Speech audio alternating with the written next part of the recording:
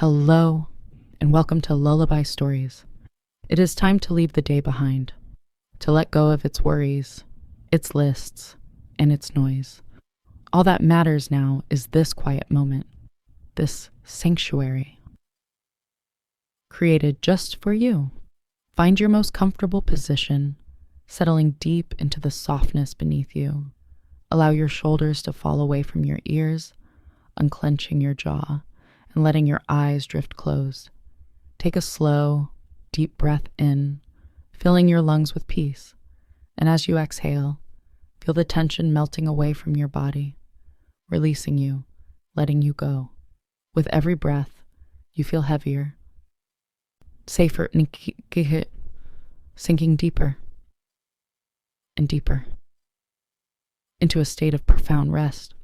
The world outside is fading. The sounds of your home are growing distant, replaced by the sound of my voice in the quiet journey we are about to take together. Tonight, we are drifting back through time. We are going to explore the quiet, forgotten nights of history. We'll discover how people slept, how they dreamed, and the strange, dark world they inhabited long after the sun went down. There is nothing you need to do, nowhere you need to be. Just listen to the sound of my voice and let your mind drift. Chapter 1. The first sleep tonight. We begin with something we all know. Sleep, or more accurately, how medieval people slept, which, it turns out, was far different than we might imagine. Long before the hum of electricity, before the glowing screens that light our modern nights, people approached the darkness with a different rhythm, a schedule that might seem strange to us now. It was known as segmented sleep, a natural, two-part sleep cycle, a single night, split neatly in half, like a stale medieval biscuit. The routine was simple.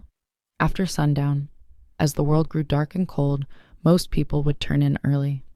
They would drift off into what was known as the first sleep. Then, after about 4 hours, they would wake. Not from insomnia, not from worry, but deliberately, they would wake and spend the next hour or two in a state of quiet, midnight multitasking. This wasn't considered a problem. It was just how sleep worked. This watch period, the time between the two sleeps, was seen as practical, useful, and sometimes, surprisingly, social. In the deep, quiet dark, people used this time. Some would pray, their words whispered in the stillness.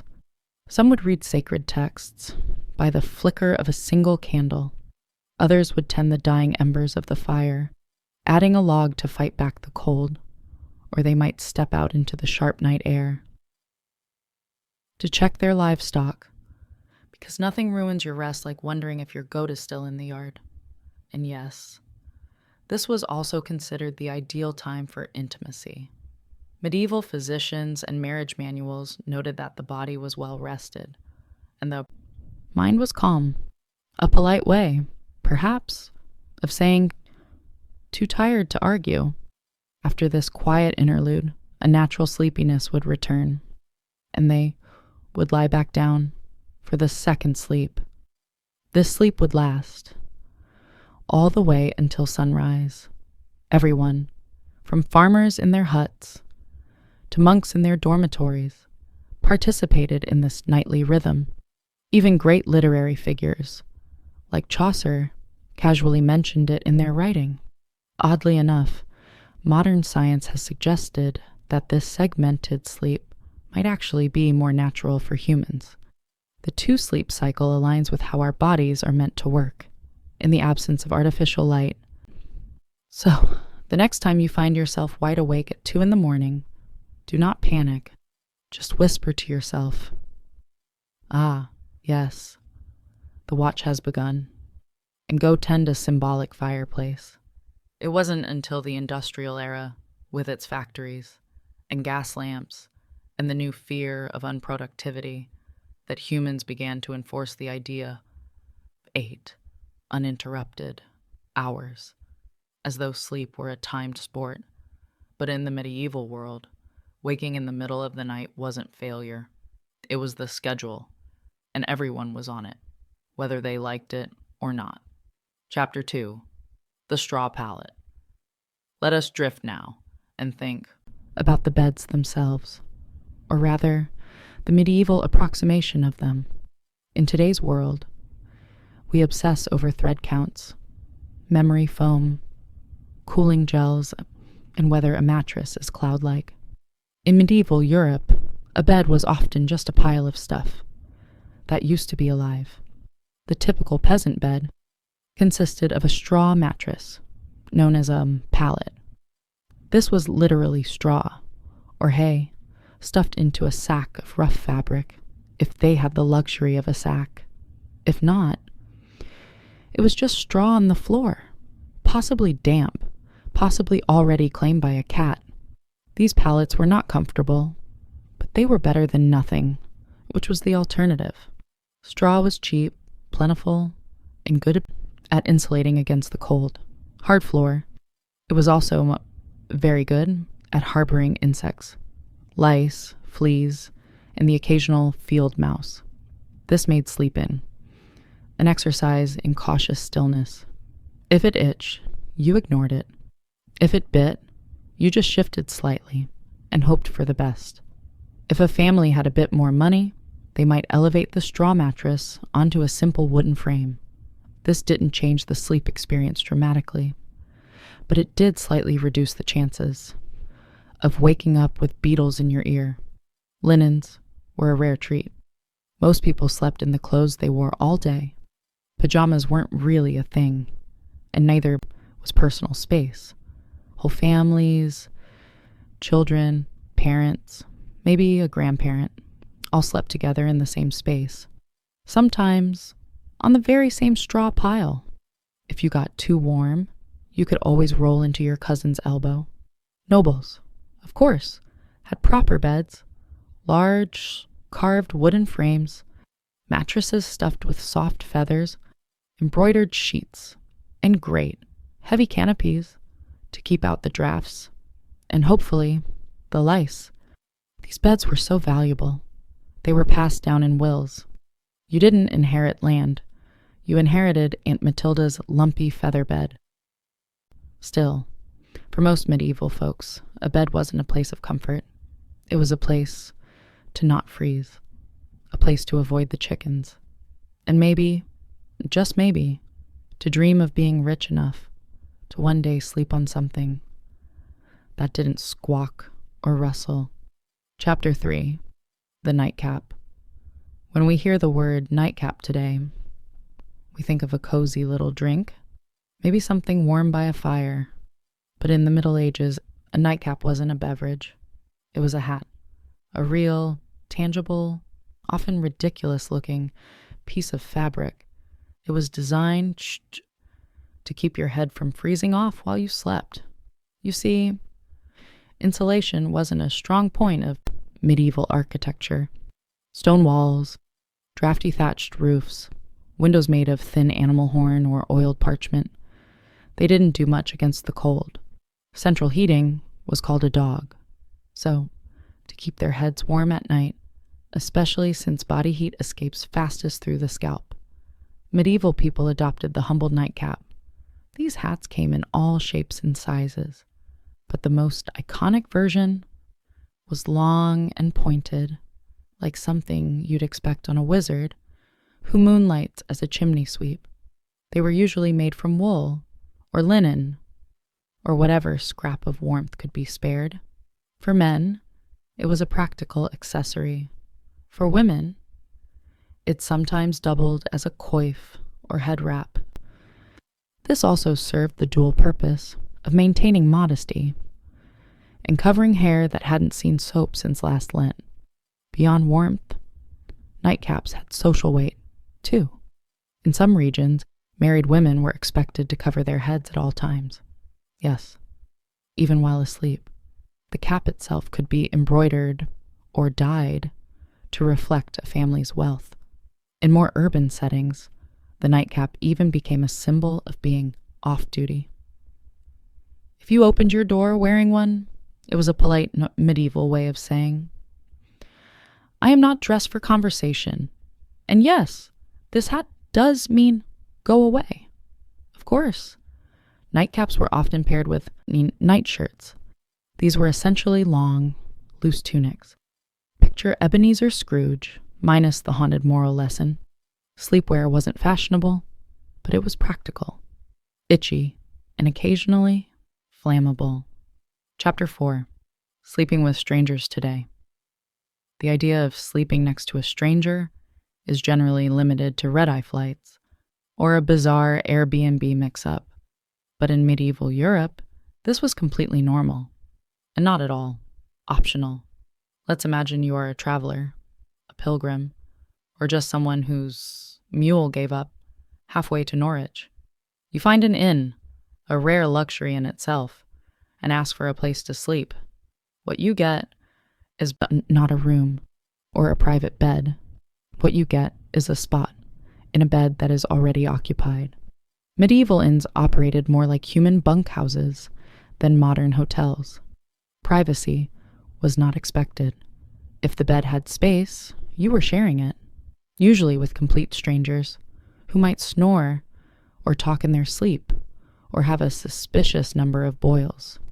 This was not considered rude. It was just efficient use of resources.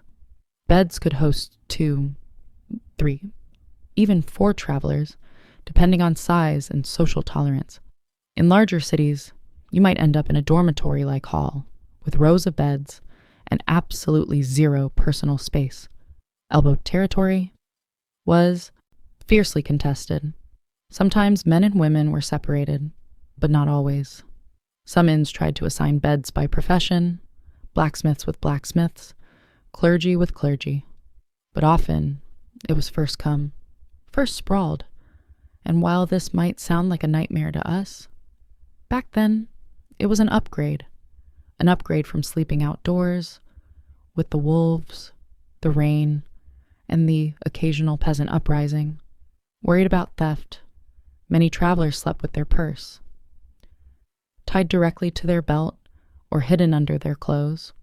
Others slept on top of their bundles, turning their luggage into both a pillow and an alarm system. If someone moved your bag, it usually meant you were about to wake up poorer. The rich, of course, did not suffer this fate. Nobles traveled with their own entourage and demanded their own rooms if an innkeeper valued their roof. Chapter 5. Prayers against the night. In the medieval world, going to bed wasn't just about pulling up a blanket and drifting off. It was a spiritual operation, a nightly gamble where the stakes were your eternal soul. People didn't just sleep, they prepared to potentially die. Hence, the popularity of bedtime prayers. Forget lavender spray or calming podcasts. Medieval sleepers wound down with confessions, psalms, and soul-cleansing spiritual clauses, just in case they died. Somewhere between good night and dawn. The idea was simple. You could die at any moment, from illness, from fire, from demons, or most dangerously, from being over 30 in the year 1247. So, you had better say your prayers. Not because it was comforting, but because hell was terrifying, and you didn't want to show up, uninvited, unwashed, and spiritually disheveled. One common version: if I should die before I wake, I pray the Lord my soul to take. Sweet, perhaps. But it's basically a legal document, acknowledging death as a likely bedtime outcome. Many adults had a whole catalog of prayers for different threats. One for when you were feeling guilty. One for when you thought the devil might be hiding in the rafters. One for plague prevention, which, unfortunately, aged poorly. Some even prayed to specific saints, known for watching over sleepers. Kind of like holy bouncers, guarding your soul at the club door. The really devout monks, nuns, and overly anxious nobles ended their day with Compline, the final prayer service before bed. After Compline, they took a vow of silence, which wasn't hard because everyone was already exhausted, underfed, and mildly afraid of the dark. Children were also encouraged to pray, in part because it was good for their souls, and in part because it gave them something to do other than ask why the dog was in their bed again. Parents reminded them that angels were watching, which sounds adorable until you realize it was less guardian angel and more celestial surveillance system. In short, prayer before sleep was less about peace and more about last-minute damage control. Think of it like medieval antivirus software. You hoped it worked, even if you didn't fully understand how. Chapter 6. The Weight of Dreams. In the modern world, dreams are usually dismissed as random nonsense. Stress, too much cheese, or your brain trying to file paperwork in the dark. But in the medieval world, dreams were taken very, very seriously, as in eternal consequences. Serious. Dreams weren't just dreams. They were considered messages from God, from saints, from the devil, your guardian angel, or possibly that weird relic you kissed last Sunday. Some dreams were divine revelations. Others were demonic temptations. Either way, you were supposed to pay attention and possibly write it down or confess it or fast for 3 days, just to be safe. Theologians, monks, and self-proclaimed visionaries spent an alarming amount of time interpreting dreams. Entire texts were dedicated to decoding them. Dreamt of fire might be hell. Dreamt of water could mean purification or drowning. Dreamt of a man with a goat's head juggling fish. You'd better call a priest immediately and possibly move. Medieval people believed that what happened in dreams mattered because your soul was still active while you slept. This meant that your actions in a dream could reveal hidden sins or spiritual weaknesses. That mildly embarrassing dream about stealing a loaf of bread, that might be your subconscious confessing your guilt for real-world gluttony or just hunger. But still, better to confess it anyway, just in case. Monks and nuns often recorded their dreams and shared them with spiritual superiors. Some were celebrated for having holy visions at sleep. Others were quietly told to eat fewer onions before bed. Of course, dreams weren't just spiritual puzzles. They also made excellent plot devices. Medieval literature is full of dream sequences, where knights encounter angels, demons, or metaphorical creatures, spouting poetry about virtue. Dreams were basically the Netflix of the medieval world, except with more allegory and fewer happy endings. The church, predictably, was suspicious. Not all dreams were divine. Some were believed to be planted by demons to corrupt the innocent.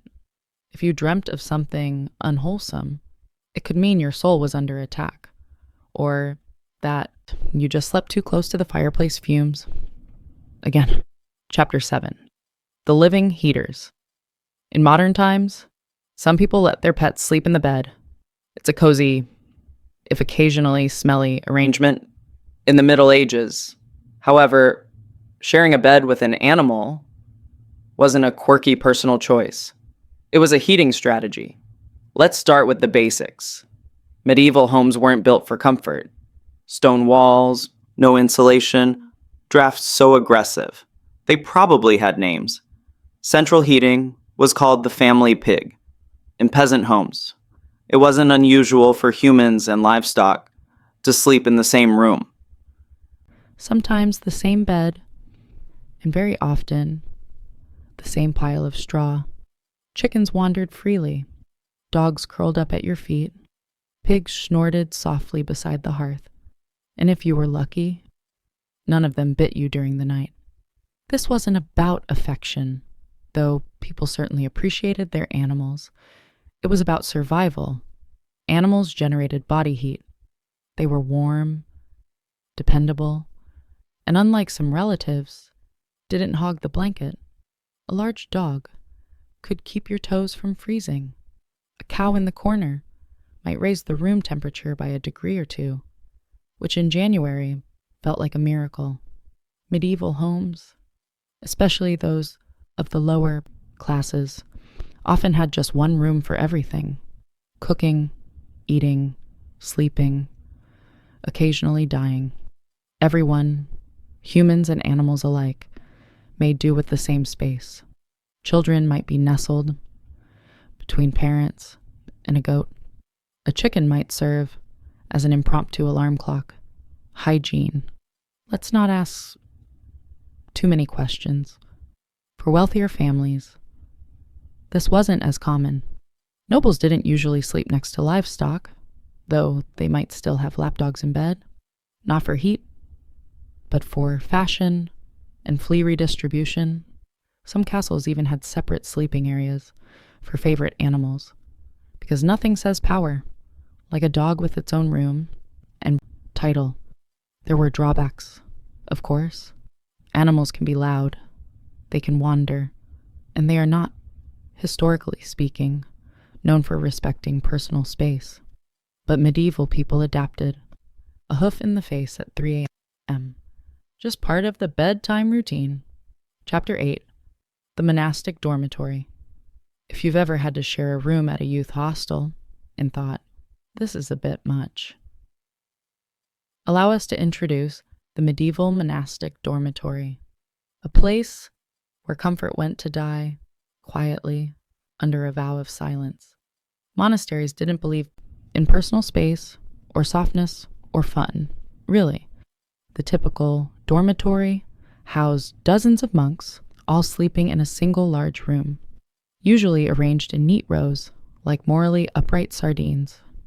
Beds, if you could call them that, were often wooden planks, sometimes with a straw mattress.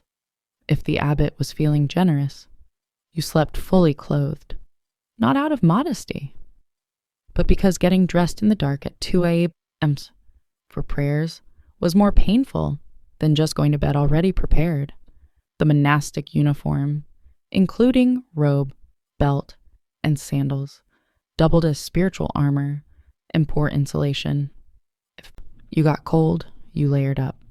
If you got hot, well, no, you didn't. There were no pillows, no privacy curtains, and absolutely no talking. Silence was enforced, not suggested, under the rule of Saint Benedict.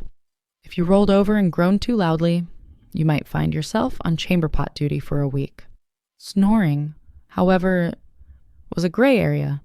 You couldn't control it, but if it became disruptive, the Lord might still hold you accountable. Or at least, your cellmates would. Lighting was minimal. One candle, maybe. You didn't need to see. You just needed to lie still and not sin. That was the goal. Despite the austerity, monks believed their Spartan beds were training for the afterlife, preparation for the soul's journey by denying the flesh any excess. Sleep was not a pleasure. It was a necessity, monitored and scheduled, like everything else. Some monks even slept sitting up, just to avoid any hint of luxury, or dreams, or circulation. Compared to this, peasant straw piles and snoring pigs almost seemed luxurious. At least the pig didn't judge you. Chapter 9. Matins at 2 a.m. Let's talk about something that would horrify most modern sleepers. Waking up, voluntarily, at 2 a.m. And not for a bathroom break or a doom scroll, but for prayer. Loud, cold, candlelit prayer. In medieval monasteries, this was standard practice. Monks and nuns followed a rigid daily schedule based on the canonical hours. This included matins, the first service of the day. And by day, we mean the darkest part of the night. When even the owls were still deciding whether to wake up, the bell would toll, and the entire dormitory of robed, sleep-deprived souls would shuffle off to the chapel, in silence. And yes, still in full clothing, because monks didn't do pajamas. Inside the chapel, by flickering candlelight, and under the cold echo of stone vaults, they would chant psalms, recite scriptures, and try their best not to fall asleep on their feet, which, incidentally, was a real issue. There are records of monks being punished for dozing mid-prayer, usually with extra chores or more prayers. You fell asleep in matins. Congratulations, you now get to lead the next one. Matins could last an hour or more. Some particularly enthusiastic orders stretched it to 2. Imagine trying to stay spiritually engaged while your stomach reminds you that dinner was a bowl of lentils, and your body is actively shutting down. After the service, monks would either return to bed for their second sleep or, in stricter orders, move straight into study or manual labor, because nothing says holy discipline like threshing wheat on 4 hours of fragmented rest. Why so early? The idea was to sacrifice comfort, to dedicate the first and quietest part of the night to God, uninterrupted by the temptations of daylight, warmth, or REM cycles. It was a powerful symbol of devotion, or at least it was, once you got over the numb feet, the candle smoke, and Brother Ambrose's off-key chanting. Chapter 10. The Fear of Sleeping Alone. In the modern world, sleeping alone is often framed as a luxury, a sign of independence, peace, or just an ability to control the palm blanket. In the medieval world, though, sleeping alone was considered suspicious, impractical, or just downright unsafe. Let's start with the basics. Warmth. Beds, as we've established, weren't exactly toasty. Stone walls and open chimneys didn't do much to trap heat, so people shared beds for body heat, not out of intimacy, but out of basic thermal desperation. Children slept with siblings, parents, and sometimes the neighbor's kid, if they were visiting. It was like a sleepover, but nobody asked if you wanted to be there. But beyond warmth, there was a spiritual reason for sleeping in groups. Many people believed the night was when the devil worked overtime. Alone in the dark, your soul might be vulnerable to temptation, or worse, possession. Having others nearby created a kind of moral buffer zone. If something went wrong, at least someone would witness it, or catch the demon first. For children, being alone at night was practically unthinkable, not just for comfort, but because ghosts, fairies, and wandering spirits were all part of the nightly landscape. Tales warned against solitary sleep as a gateway to mischief and spiritual peril. And unlike today's bedtime stories, these tales didn't end in hugs. They ended in disappearances. Even married couples often shared their beds with children, servants, or random guests. Privacy was not a concept so much as a modern myth. In fact, the idea of 2 people sleeping alone in a giant bed was so foreign, it would have been considered either wasteful or deeply, deeply suspicious. In religious contexts, even monks often slept communally, and if someone was assigned to sleep alone, it was often for disciplinary reasons. Yes, in some cases, being alone in bed was literally a punishment. Medieval logic. Solitary sleep grants opportunity for sin. Group sleep. Public accountability. Next time you're curled up in your own bed with your own blanket in a room that doesn't smell like a goat, enjoy the silence. In medieval times, you'd probably have 2 kids, a sheepdog and a cousin in there with you, all of them snoring. Chapter 11. Sleeping upright. If you've ever accidentally fallen asleep sitting up in a lecture, a carriage, or a waiting room, you probably woke up with a crick in your neck and a deep sense of regret. But in the Middle Ages, sleeping upright wasn't an accident. It was a lifestyle. Some medieval folks particularly the wealthy or religiously devout, chose to sleep propped up rather than lying flat. Why? A few reasons, none of them particularly restful. First, there was a medical belief, a belief that lying flat was bad for digestion, the lungs, or the general balance of the bodily humors. In a world where doctors thought a sneeze could rearrange your soul, this logic made perfect sense. Upright sleeping, they believed, helped avoid congestion of the brain, which sounds ominous, but mostly meant don't drown in your own phlegm.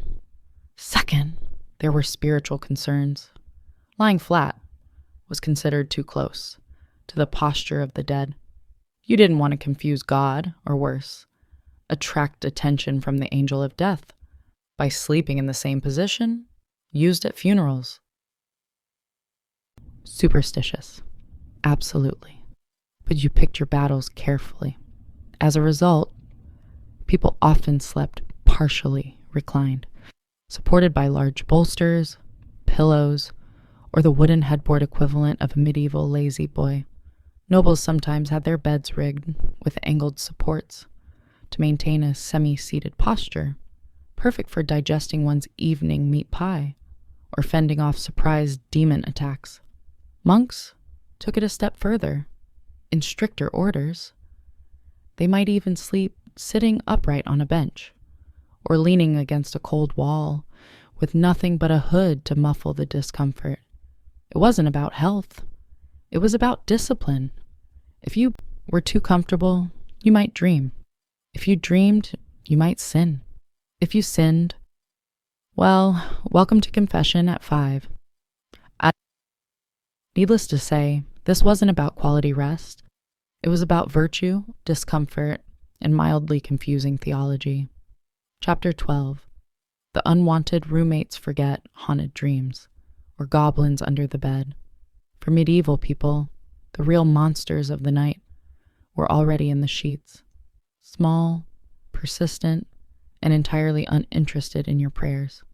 We're talking, of course, about fleas, lice, and the medieval bedroom's unofficial mascot, the bed bug. Let's not sugarcoat it. Hygiene wasn't exactly medieval Europe's strong suit. Baths were rare, laundry was expensive, and soap was sometimes made from substances better left unnamed.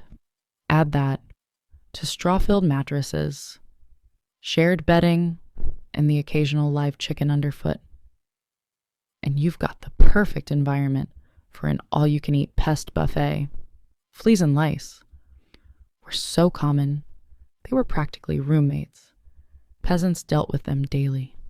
Nobles, despite their satin sheets and feather beds, were not exempt. In fact, some richer households had dedicated nitpickers, actual servants, tasked with removing lice from their employer's hair and clothing. Imagine that as your job title. Bedbugs, meanwhile, were the silent assassins of medieval sleep. They hid in wooden bed frames, mattress seams, and even the cracks in stone walls, emerging at night to feast like tiny vampires. If you ever wondered why medieval people wore nightcaps and slept fully clothed, it wasn't always about warmth. Sometimes it was pest defense armor. Solutions ranged from mildly effective to impressively deranged. Some households burned strong-smelling herbs like wormwood or tansy to repel bugs. Others slept with garlic, onions, or even ashes in the bed, which may have done little for the pests, but certainly kept romance to a minimum. It wasn't just physical discomfort, either. Fleas were often seen as symbols of sin or moral impurity, biting reminders of the fall of man and poor bedding choices. Entire poems were written about fleas, some moralizing, some weirdly romantic. So, while modern sleep is interrupted by buzzing phones and streetlights, medieval sleep was more likely disturbed by scratching, twitching, and the subtle feeling that something was crawling on your shin, because it was. Chapter 13. Sleeping in Armor. We've all had restless nights, but have you ever tried falling asleep while wearing 100 pounds of iron? In the Middle Ages, some people did exactly that, because apparently nothing says sweet dreams like being prepared to joust in your sleep. Now, to be clear, most people, even knights, didn't regularly sleep in full armor. It was hot, heavy, and loud. Trying to roll over in a suit of chainmail is a bit like trying to nap inside a bag of cutlery. But during wartime, or in hostile territory, sleeping partially armored was considered the safer choice. Comfort, optional. Survival, highly recommended. A knight on campaign might remove only his helmet and gauntlets, keeping his mail shirt or breastplate on, just in case enemies decided to stage a midnight surprise party. There's nothing quite like waking up to the sound of hooves and having to suit up while still half dreaming about turnips. In castles under siege, men-at-arms might even sleep with swords or axes at their side, like some very aggressive bedtime security blankets. Shields doubled as pillows, and if the enemy breached the walls, well, at least you wouldn't have to get dressed. Priorities. Of course, sleeping in armor wasn't exactly restorative. Iron isn't breathable, and chainmail has a bad habit of pinching skin. Add cold stone floors, minimal bedding, and the ambient sounds of snoring comrades, and you've got a sleep environment that ranks somewhere below an airport terminal on the comfort scale. Even those not in battle sometimes wore light protective gear. Traveling merchants or guards on watch duty might nap in a gambeson, a thick, quilted jacket that offered a bit of protection and slightly more padding than the moral support of prayer alone. And lest we forget, armor wasn't exactly subtle. If you rolled over the wrong way, you might clank so loudly that everyone else woke up and assumed the apocalypse had arrived. Again. Chapter 14. The Wandering Night.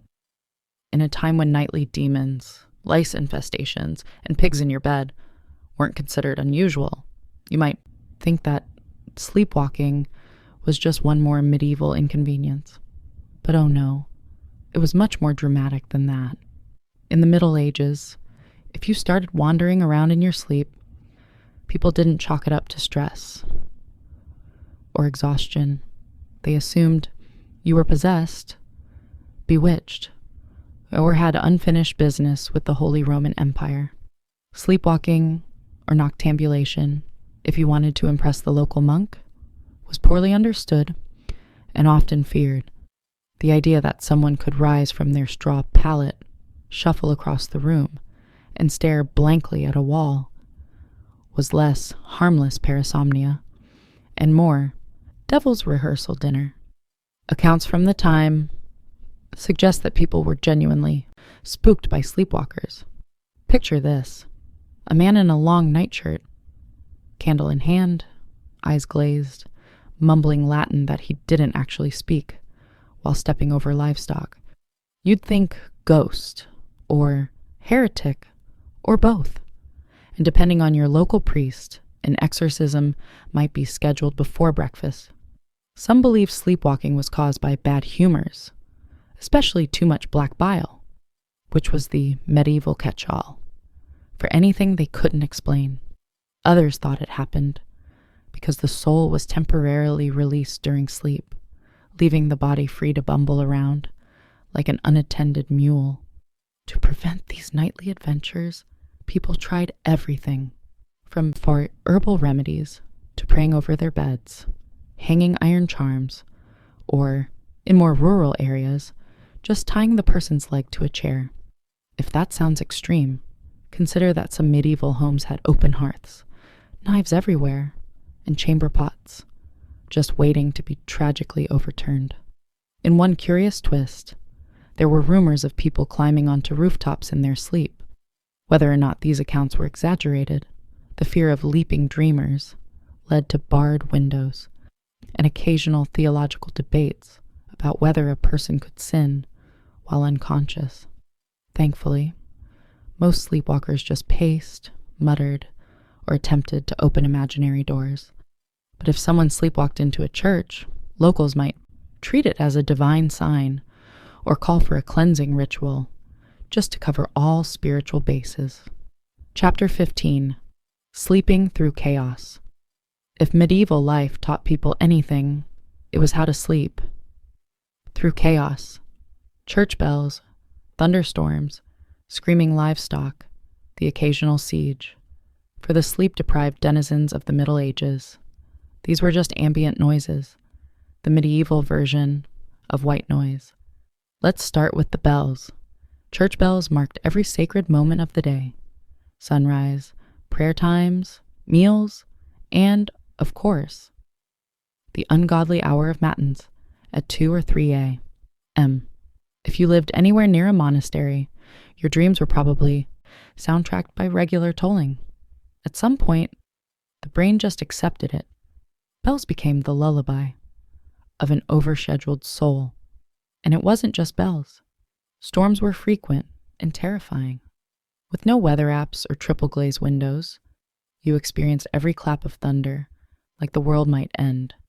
Roofs leaked, windows rattled, and chimneys howled like banshees. Still, people slept. They had to.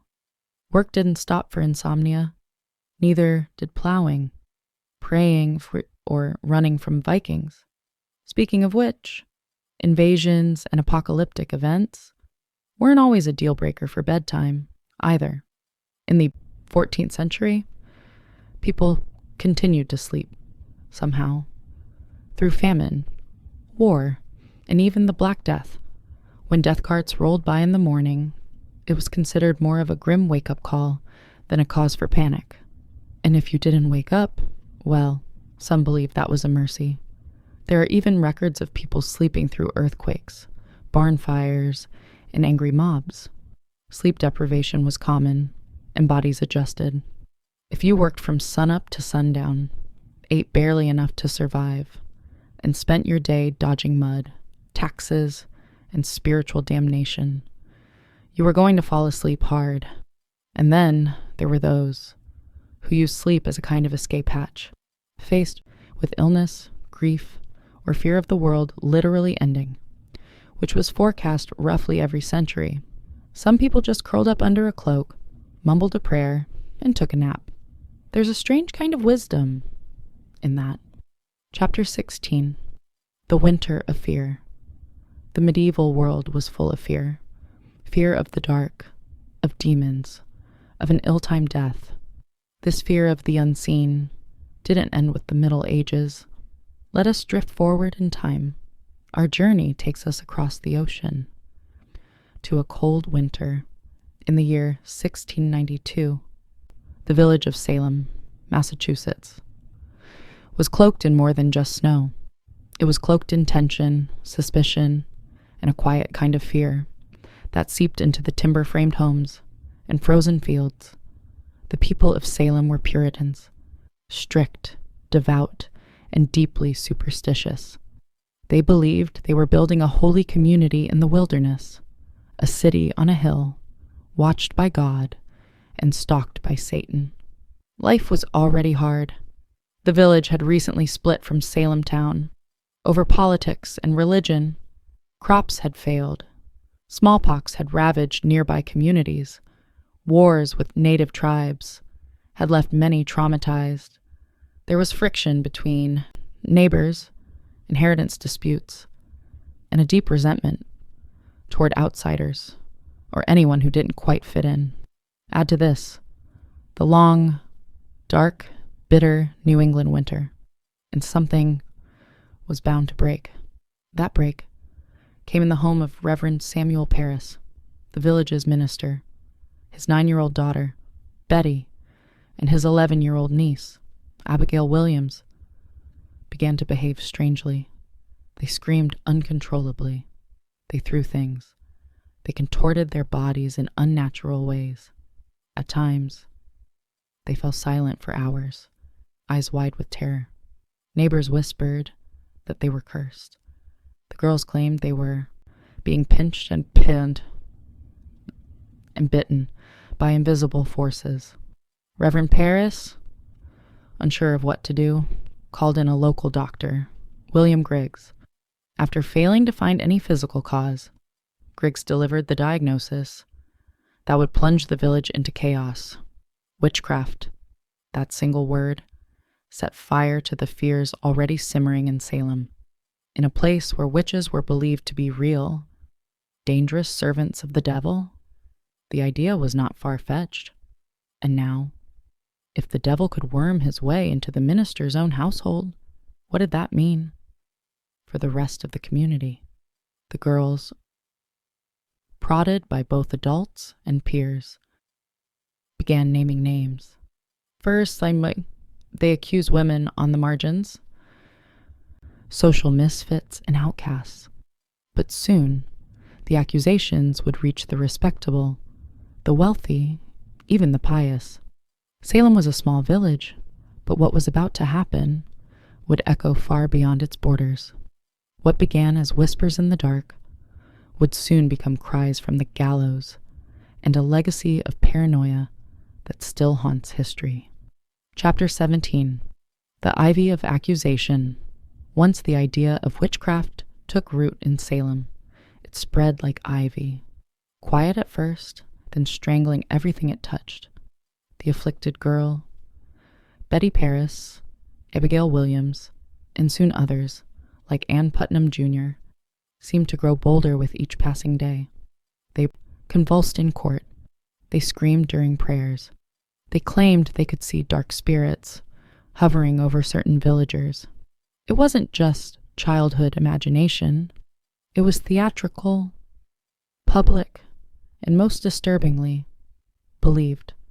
The first to be accused were those with the least protection, women who already lived on the edges of society. Sarah Good, a homeless beggar, was known for muttering to herself when turned away. People claimed her mumbling was a curse. She smoked a pipe. She snapped at children. She fit the mold of a witch because she didn't fit the mold of a Puritan woman. Sarah Osborne hadn't attended church in over a year and had scandalized the community by marrying her indentured servant after her first husband died, a woman who defied convention. Clearly suspect. Tituba, the enslaved woman in Reverend Paris's household, was the most exotic of all, originating from Barbados. Her storytelling, accent, and folklore frightened the villagers. Under pressure, possibly even physical beatings, Tituba confessed to witchcraft. But instead of clearing the air, her confession blew it wide open. She told a story of a tall man in black, a figure associated with the devil, who asked her to sign a book. She said she saw strange animals, yellow birds, red cats, and even spectral dogs. But most damning of all, she claimed there were other witches in Salem. That was all the court needed to hear. Once Tituba opened the door, others rushed through it. New names were added weekly. Neighbors turned on neighbors. Old grudges were disguised as righteous accusations. Property disputes turned into spectral assaults. If someone's cow died suddenly, it must have been witchcraft. If a baby cried during a prayer, surely that was the devil's doing. The fear became so infectious that not even the innocent dared to speak out. To defend an accused witch was to invite suspicion upon yourself. Silence was safety. And so the web of accusations widened, trapping the village in its sticky, unseen threads. Logic was fading. Hysteria was now in control. Chapter 18. The Court of Spectral Evidence. As accusations mounted, and the village reached a fever pitch, the colonial government stepped in. Governor William Phips established a special court to deal with the chaos. It was called the Court of Oyer and Terminer, from the French, meaning to hear and determine. But what it really became was a factory for fear-driven justice. The court, convened in Salem town in June of 1692, and it was no ordinary tribunal. Its rules were warped by panic. Instead of requiring hard evidence or reliable witnesses, it allowed something far more dangerous: spectral evidence. Spectral evidence was testimony that a spirit or specter of the accused had afflicted the victim. In other words, if a person claimed to have seen your ghost-like form in a dream, choking them, that was admissible in court. Never mind that the accused could be asleep, or at church, or miles away. It was their spirit doing the devil's work. You couldn't cross-examine a dream. And worse, you couldn't disprove it. Children were now treated as star witnesses. Their seizures, screams, and gasps in court became more theatrical by the day. One girl, Mary Walcott, would fall into fits the moment a suspected witch entered the room. If a prisoner looked at her, she shrieked. If they didn't look at her, she shrieked louder. The performances were mesmerizing, and the judges, including the influential Judge Samuel Sewall and Chief Justice William Stoughton, accepted it all. Defense lawyers, there were none. The concept didn't exist in colonial trials. If you were accused, you stood alone. If you denied the charges, the afflicted girls writhed in agony. If you confessed, you might be spared death, but only if you named others. The system rewarded lies and punished silence.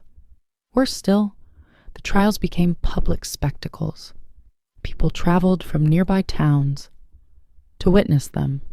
The accused were paraded into court in shackles, often bewildered, often poor, and almost always powerless.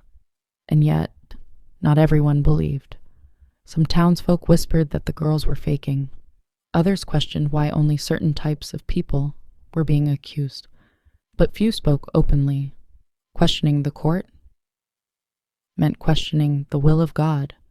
In Salem, reason had stepped aside, and the law had become a mirror, reflecting fear, not justice. Chapter 19, Gallows Hill. On June 10th, 1692, the gallows in Salem claimed its first victim, Bridget Bishop. She was not new to scandal. Her reputation made her an easy target. She wore bright red clothing, ran a tavern, and had been accused of witchcraft years earlier. During her trial, neighbors testified that her spirit pinched them in the night, that their babies died after she passed by. She denied everything. Still, the court found her guilty. She was led to Gallows Hill, a barren, windswept patch of earth just outside Salem. No prayer, no mercy. The rope was pulled. The crowd watched. And with that single execution, the machinery of death began to churn. The hangings that followed came quickly. On July 19th, 5 more women were executed. Sarah Good, Susanna Martin, Rebecca Nurse, Elizabeth Howe, and Sarah Wilds. Some had good standing in the church. Rebecca Nurse, in particular, was a shocking case. An elderly, pious woman, beloved in the community. Even the jury initially found her not guilty, but under pressure from the court and the afflicted girls, the verdict was reversed. Nurse's final words were whispered through the air like a warning.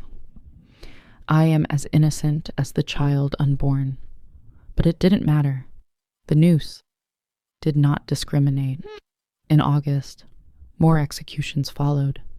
On September 22nd, the deadliest day, 8 people were hanged in a single morning. Among them, Martha Corey, a woman who had doubted the trials early on, and her husband, Giles Corey, who met a different fate. Giles refused to enter a plea. The court, unable to proceed with the trial, resorted to an ancient, cruel English punishment, peine forte et dure. He was pressed to death. Stones were piled on his chest, slowly, over 3 days. His final words, as legend has it, were more Wait, by the end of the hysteria, 19 people had been hanged, 1 pressed to death, and at least 5 more died in jail, awaiting trial. Dozens confessed falsely to save their lives. Over 200 people were accused. The gallows cast long shadows over Salem, not just on the hill, but in every heart. Fear had become law, and justice, blindfolded, had been led to the scaffold. Chapter 20. The Innocent in Chains. While the executions claimed the spotlight, hundreds of others sat in cramped, foul-smelling jails, waiting for a verdict or a miracle. Salem's small jail couldn't contain them all. Accused witches were held in neighboring towns, chained to walls, starving, freezing, and forgotten. Most of the accused weren't witches, or even outcasts. They were neighbors, friends, parents, children, people whose only crime was having a quarrel with the wrong person or owning land someone else wanted. In many cases, personal grudges, disguised as divine justice, drove the accusations. A pig wandered into a neighbor's yard and died. Must be witchcraft. Someone refused to help with firewood. Clearly, they'd cursed the axe. Mary Easty, sister of the executed Rebecca Nurse, was one such case. She was a respected mother of 7, known for her piety. Initially released by the court, she was rearrested days later, after new fits from the afflicted girls. Her second arrest sealed her fate. In a final petition to the judges, Mary begged them, not for her own life, but that no more innocent blood be shed. She was hanged soon after. Another notable case was Dorothy Good, the 4-year-old daughter of Sarah Good. After her mother's arrest, Dorothy was interrogated and, under pressure, confessed to being a witch. Her answers, gibberish and fear, were taken as truth. She was imprisoned for 8 months, in chains. When finally released, she was mentally broken, never recovering from the trauma. Pregnant women were not spared. Elizabeth Proctor, whose husband John would later hang, was found guilty and sentenced to die. But because she was pregnant, her execution was delayed.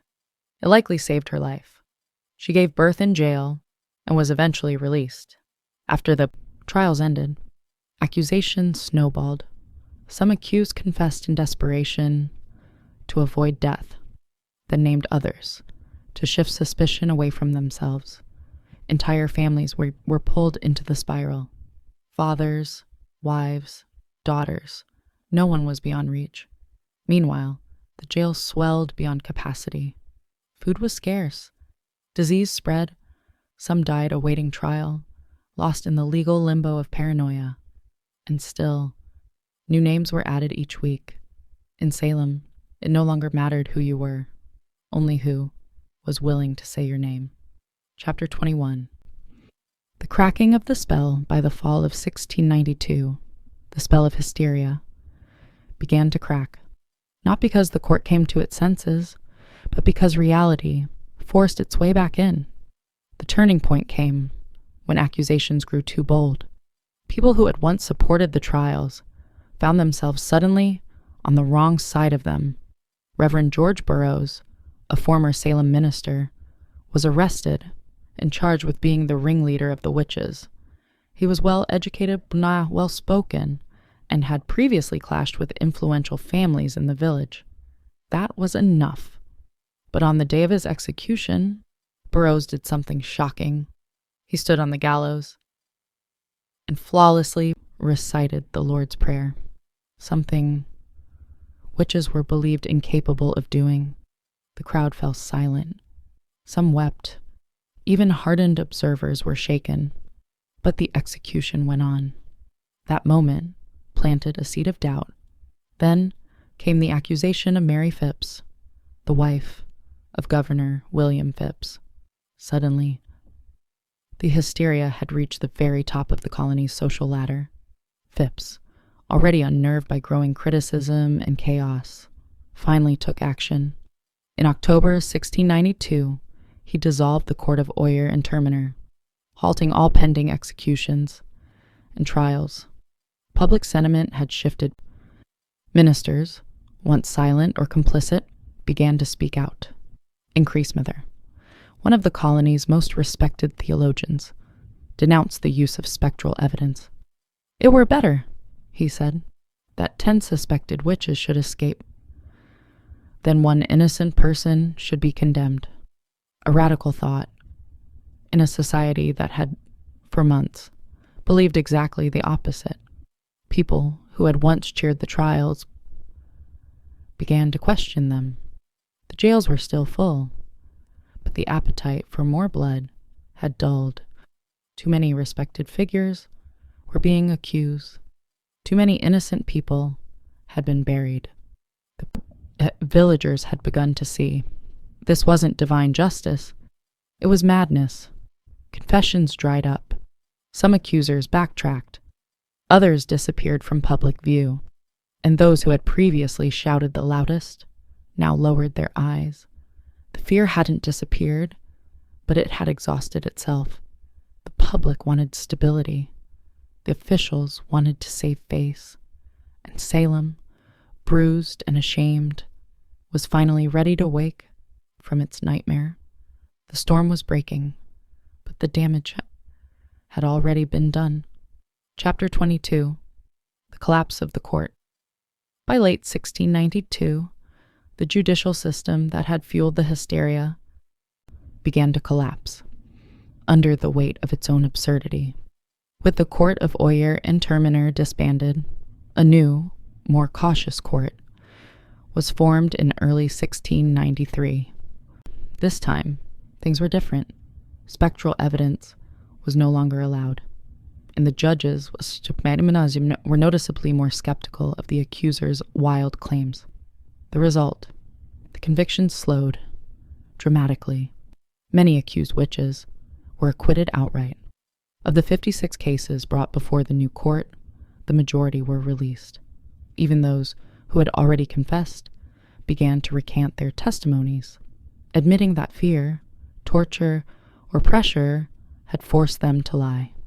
The dramatic performances of the afflicted girls lost their persuasive power. The court, once ferocious, was now cautious. They began quietly releasing those still in jail. First, those with little evidence against them, and eventually, even those who had confessed to witchcraft under duress. Meanwhile, families of the executed began to demand justice. John Proctor's children petitioned for the return of his property. Rebecca Nurse's family launched a campaign to clear her name. In time, community shame replaced community fear. Church congregations fractured. Friendships were severed. The very fabric of Salem's social order had been shredded. Governor Phipps, realizing the colony's growing international embarrassment, pardoned the remaining prisoners in 1693. But even freedom came at a cost. Many families had to pay for their own jail fees before being released. Imagine losing your home, your health, and nearly your life, only to be handed a bill for the privilege of surviving. By the end of the ordeal, 19 people had been hanged, 1 pressed to death, 5 died in jail, and over 200 had been accused. The court didn't just collapse, it imploded, leaving behind a crater of guilt, grief, and disbelief. The trials had ended, but the healing had not even begun. Salem was a village, forever altered. Chapter 23. The Haunting of Guilt. The gallows were silent. The jails had emptied. But Salem was far from peaceful. The town wasn't haunted by ghosts. It was haunted by guilt. What had started with a handful of sick girls had exploded into a communal act of destruction. Families had been torn apart, reputations ruined, innocent lives ended, and now the survivors had to live in the wreckage. Neighbors could no longer look each other in the eye. The same people who once prayed together had testified against one another. Some of the afflicted girls quietly left a town. Others faded from the public eye. A few, like Ann Putnam Jr., would later express remorse. In 1706, she stood before her congregation and publicly apologized for her role, blaming delusion by Satan. But for many, the damage was beyond words. The court officials, too, carried their burden. Judge Samuel Sewall, one of the most prominent figures in the trials, was one of the few to admit wrongdoing. In a remarkable act of public penance, he stood during a church service in 1697, while a minister read out his confession and prayer for forgiveness. It was a rare moment of accountability in a time when most tried to forget. But forgetting wasn't easy. The families of the condemned began demanding compensation. Over the years, petitions flooded the Massachusetts government, asking for official pardons, for returned property, for public acknowledgement that the executed were innocent.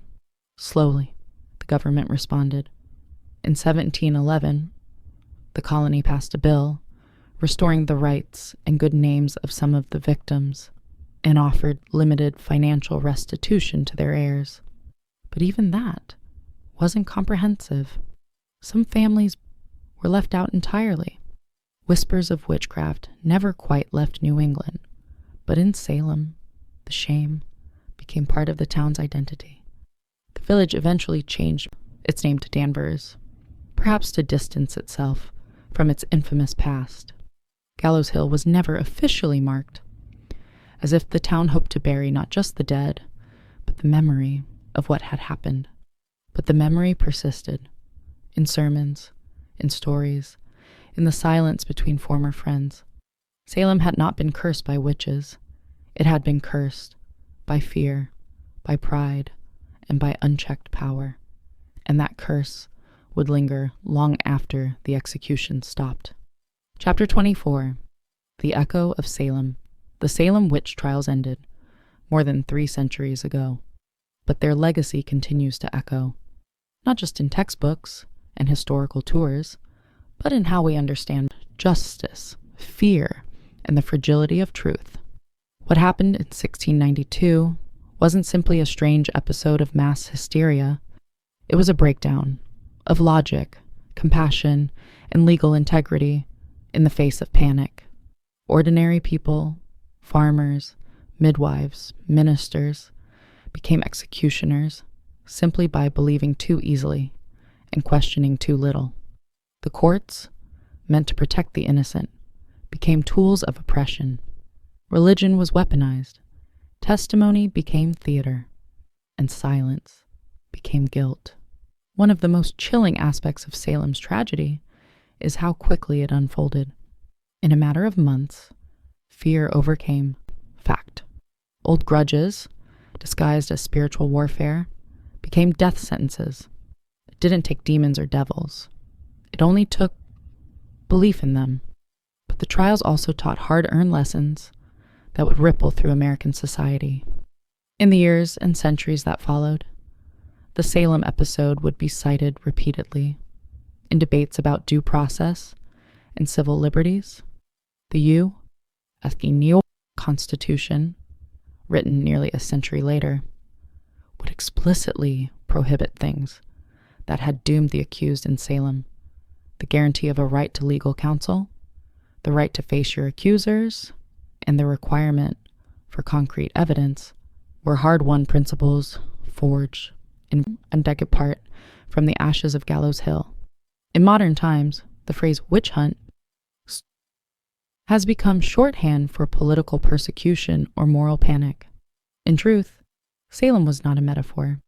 It was a town where people were hanged for imaginary crimes, betrayed by the very systems designed to protect them. Perhaps the most lasting lesson is this: fear, unchecked, can become its own form of tyranny. And when fear is legitimized by power, by courts, by churches, by governments, it becomes almost unstoppable. The Salem Witch Trials are a cautionary tale, not just of one village's descent into madness, but of how easily reason can fall when fear is given authority. The gallows may be gone, the courtroom quiet, but the warning still stands.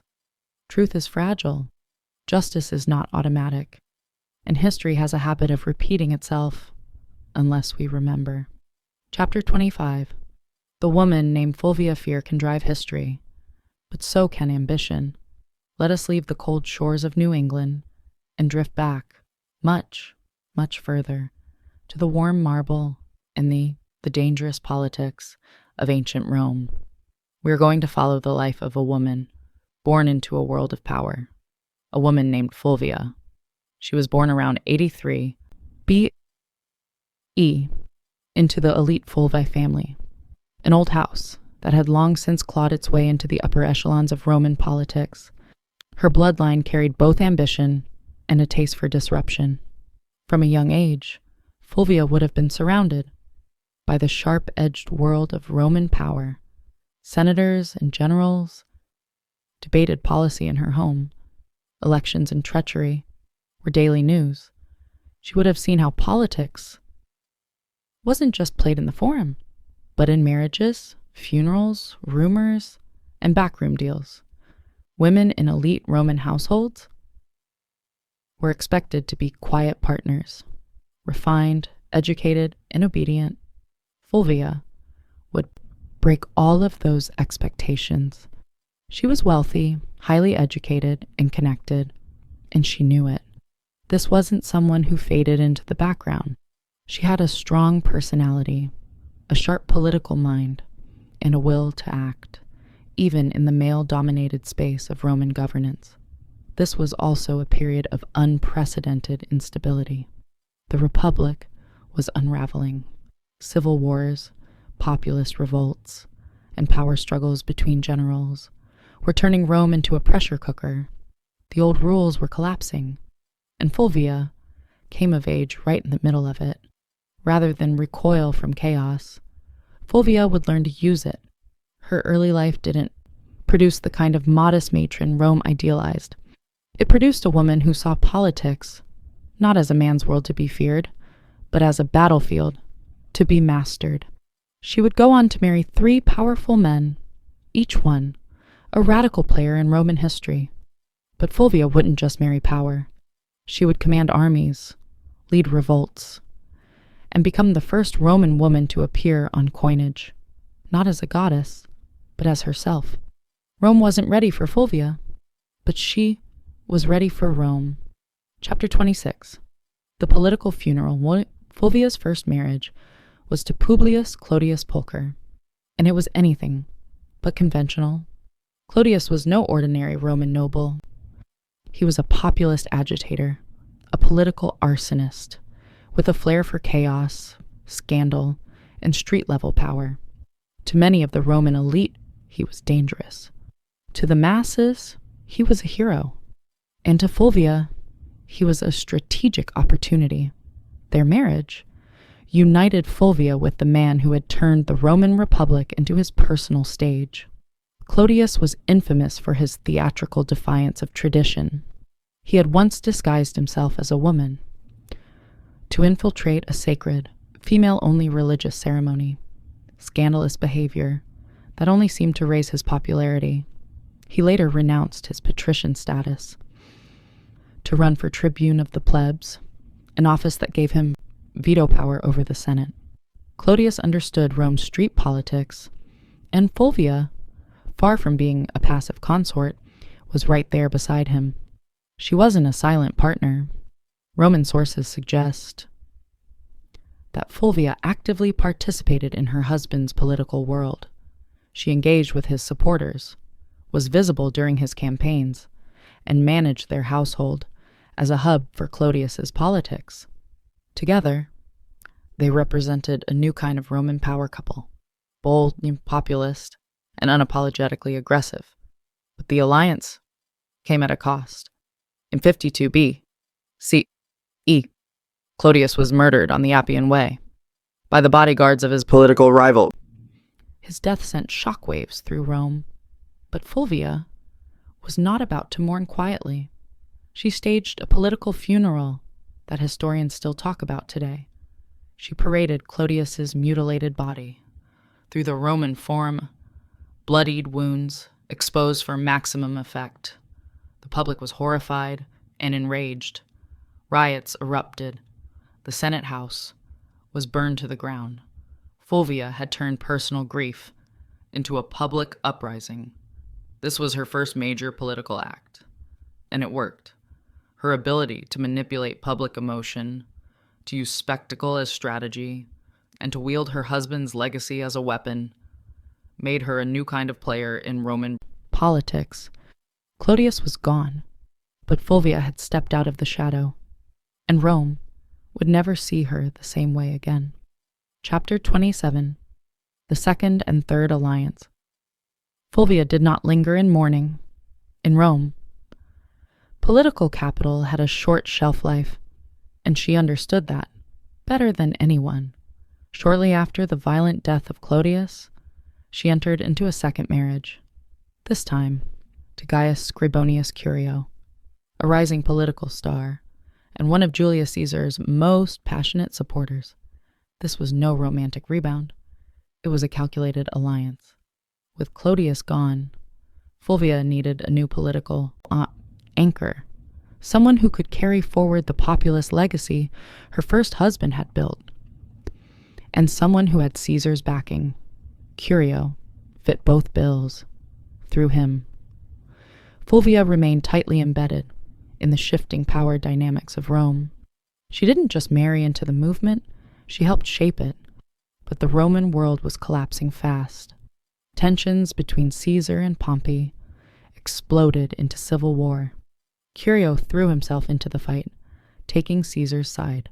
Fulvia, as always, remained politically involved, helping to organize support and manage resources. In 49 B.C.E., Curio led a military expedition to Africa. It was a disaster. He was ambushed and killed, his army annihilated. Once again, Fulvia was widowed, and once again, Rome waited to see if she would fade into the background. She didn't. Curio's death only solidified her status as a political widow with dangerous resilience. She had now lost 2 husbands to Rome's civil unrest, but Fulvia was far from finished. Her most audacious partnership was still to come. Fulvia's third and most famous marriage was to Mark Antony, the ambitious general and loyal ally of Julius Caesar. Their union, forged around 47 B.C.E., wasn't merely a romantic attachment. It was a merger of power. Fulvia had already proven herself as a master of Roman street politics. Antony, rising rapidly, needed that kind of savvy support in Rome. Together, they formed one of the most politically potent couples of the late Republic. By this time, Fulvia was no stranger to blood and betrayal. Antony was no stranger to scandal. But with Fulvia, he had found someone who could do more than just entertain him. She could defend his interests, hold his alliances together, and rally supporters when he was away on campaign. And Antony understood her value. He allowed Fulvia to exercise authority that no Roman woman had publicly wielded before. She opened his correspondence. She issued orders in his absence.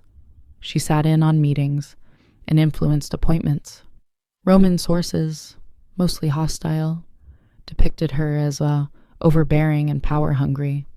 But what disturbed them most wasn't her ambition. It was that she acted like a Roman man in a world that had no language for such a woman. After Caesar's assassination in 44 B.C.E., the Republic was plunged into chaos once more. Antony rushed to secure his position, but it was Fulvia who held Rome itself. While Antony formed the Second Triumvirate, With Octavian and Lepidus, Fulvia acted as his representative in the capital, managing patronage networks, coordinating with street gangs, and ensuring Antony's supporters remained mobilized. In public, Fulvia appeared not just as Antony's wife, but as his proxy. Roman coins were minted, bearing both Antony's image and her name, an unprecedented acknowledgement of her status. She wasn't hidden in the shadows of power. She stood in its full glare. But power in Rome was always borrowed, and Fulvia was about to test the limits of how far a woman could go before Rome snapped back. Chapter 28. Fulvia's war while Mark Antony pursued military campaigns and political deals. It was Fulvia who controlled the streets of Rome. She wasn't just his wife, she was his regent, in all but name. In a period where violence, bribery, and raw influence kept order, Fulvia proved she could play the game, as well as any man in the Senate. Rome, in the aftermath of Caesar's assassination, was a battlefield without swords. Power had become a moving target. Fulvia understood this, and she anchored Antony's authority in the capital by becoming his political substitute. She directed allies, dealt with the urban plebs, negotiated with factions, and waged war. With words and silver, she financed loyal troops, offered bribes to keep public order, and ensured that any legislation passed favored Antony's future.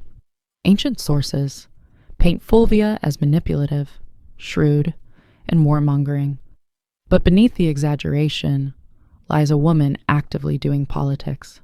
She was building coalitions, backing military commanders, and even issuing decrees, functions normally reserved for senators and consuls. She also maintained strong relationships with veteran soldiers, a politically vital demographic. While Antony was in the East, Fulvia was the face of his authority in Italy, but this accumulation of power came at a cost.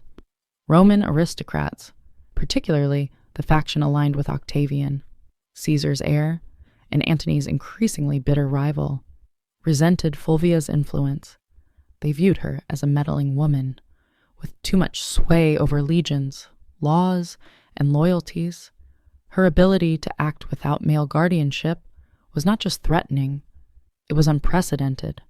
Fulvia wasn't naive. She knew the tension between Antony and Octavian was growing. She could see their alliance was cracking, and she understood something that neither man seemed to fully grasp yet. The Republic wasn't big enough for both of them. So, Fulvia began preparing for the next phase. Not diplomacy, but confrontation. She had stood behind power long enough. Now, she was ready to take it into her own hands. In 41b, C, E, Fulvia did the unthinkable. She went to war against Octavian, the future Augustus, and she didn't do it quietly. With her husband Mark Antony still in the East, Fulvia and Lucius Antonius, Antony's younger brother, took it upon themselves to challenge Octavian's authority in Italy. The cause, ostensibly, to defend Antony's interests. But underneath it all, Fulvia's fingerprints were everywhere. This was not just politics. This was a military rebellion, led by a Roman woman, the first and only time in Roman history that a woman would actively provoke and organize a civil war. The conflict, known as the Perusian War, was triggered by Octavian's controversial land redistribution. Fulvia seized on the growing discontent, portraying Octavian as a tyrant, with Lucius as her frontman, and Fulvia organizing behind the scenes. They raised 8 legions and seized the city of Perugia. Make no mistake, this was Fulvia's war.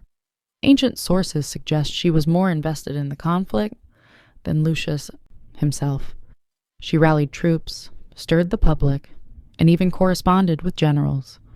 Rome buzzed with rumors of her commanding legions, issuing orders, and forcing Lucius into confrontations he didn't want.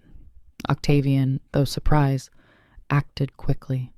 He besieged Perugia through the winter, cutting off supplies and hammering the city into submission.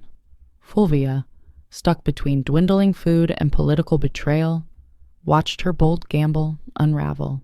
By early 40 BCE, the city surrendered. Lucius Antonius was spared, but Fulvia was exiled. The woman who had once commanded riots, marriages, and armies was now deemed too dangerous for Roman soil. Chapter 29. Exile and erasure banished from Rome. Fulvia landed in Sicyon, a city in Greece, a kind of diplomatic purgatory for failed power players. She had gone to war, not for personal gain, but in her husband's name. She believed she was defending Mark Antony's interests, his honor, and perhaps their shared vision of Rome. But what awaited her in exile wasn't a hero's welcome. It was silence. Fulvia had risked everything: her status, her alliances, her life. And yet, Antony did not immediately rush to meet her. In fact, by the time Fulvia arrived in Cyrenaica, Greece, Antony was already entangled with Cleopatra in Egypt. Whether their romantic relationship had begun or was merely brewing, the symbolism was crushing. While Fulvia was raising legions, Antony was raising goblets at banquets beside a queen. The betrayal cut deep, not just personally, but politically. Fulvia had fought a war to protect Antony's power in Italy, and in response, he let her hang out to dry. Some ancient historians suggest that Antony was furious with her for launching the Perusian War without his direct approval. Others argue he welcomed her downfall. It cleared the way for a marriage alliance with Octavian, something Fulvia would have never tolerated. Still, Fulvia wasn't entirely without supporters. Some of Antony's troops, fiercely loyal to her, urged reconciliation, but her health had begun to fail. After enduring siege, exile, and betrayal, Fulvia died in Sicyon in 40 BCE, possibly from illness, stress, or heartbreak, or all three. She was around 43 years old. Her death provided Antony with a clean political exit. He met with Octavian shortly afterward and agreed to marry Octavian's sister, Octavia, as part of a renewed peace treaty. The triumvirs were temporarily united again, but only because Fulvia, the one woman bold enough to challenge their designs, was gone. Rome didn't know what to do with her, so it erased her, but the ashes of her rebellion would linger. After Fulvia's death, the men she had once maneuvered, Antony, Octavian, and even her former allies, began the quiet work of rewriting her legacy. She couldn't defend herself, so the narrative was shaped by her enemies. And like so many powerful women in history, Fulvia became a scapegoat. Ancient sources, penned by men with vested interests, painted her as the reason for the Perusian War, the rift between Antony and Octavian, the general disorder of the Republic. They depict her as overbearing, jealous, and driven by a lust for power. But were these accusations fair? Hardly. Fulvia had operated in a political climate where violence and manipulation were expected, at least if you were a man. She was no more ambitious than Caesar, no more aggressive than Pompey, and far less ruthless than Octavian would eventually prove to be. Her only true deviation was that she was a woman, acting like a Roman man. And Rome didn't know how to digest that. She wasn't cloistered in the home, weaving quietly. She was writing letters to generals, organizing street mobs, and commanding loyalty from troops.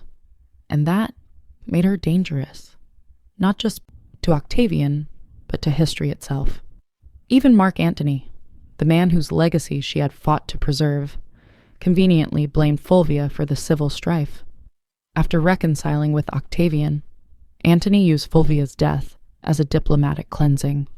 Her memory became the price of his political survival. There were no monuments raised in her honor, no grand funeral, no mourning speeches in the Senate, just silence. Yet, her enemies couldn't erase her entirely. Fulvia had done too much. She had raised armies, steered elections, negotiated alliances, and fought a civil war. She was the first Roman woman whose name appeared on coinage, not as a deity or metaphor, but as a political agent. The damage to her reputation was deliberate, but so was her presence in the historical record. Despite every attempt to bury her, Fulvia refused to vanish. Her defiance still echoes. You just have to listen past the men. Fulvia's story ends in silence, but her legacy is anything but quiet. In the centuries that followed, historians and writers struggled to place her in Rome's grand narrative, because Fulvia broke every rule of what a Roman woman was supposed to be.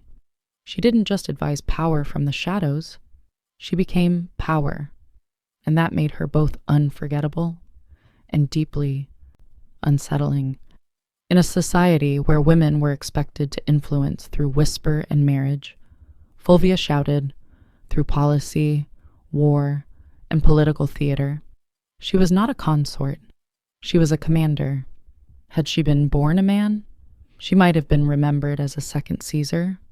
Instead, she was cast as the wicked woman who dared too much. Still, her legacy quietly lingered.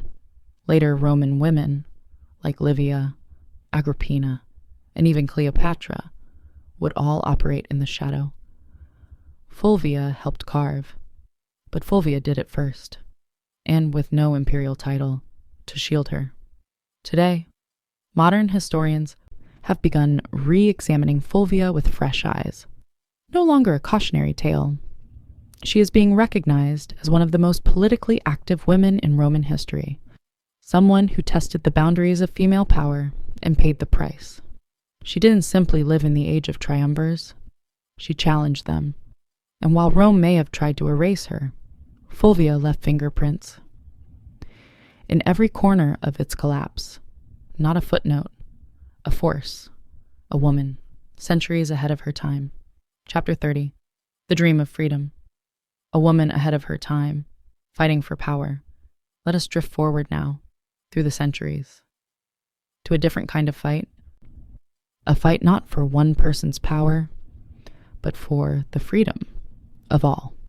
We find ourselves in the summer of 1963. The United States was a country teetering between two worlds. One, rooted in centuries-old systems of oppression, and another, aching to breathe free. In the Deep South, segregation wasn't just a social norm, it was the law. Black Americans were barred from restaurants, schools, buses, voting booths, and even drinking fountains.